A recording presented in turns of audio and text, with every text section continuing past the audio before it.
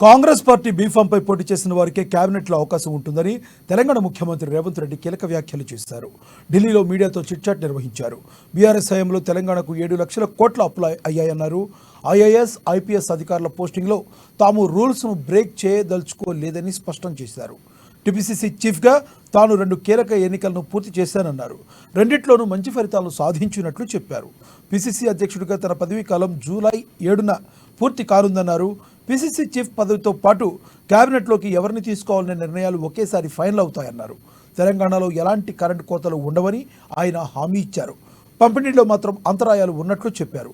మహిళలకు ఉచిత పథకంతో ఆర్టీసీ గాడిన పడిందన్నారు.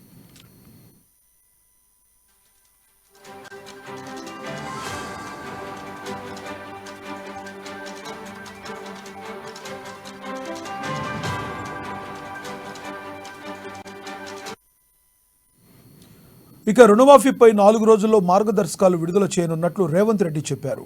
పంటల రుణమాఫీకి రేషన్ కార్డు ప్రామాణికం కాదేలేదన్నారు.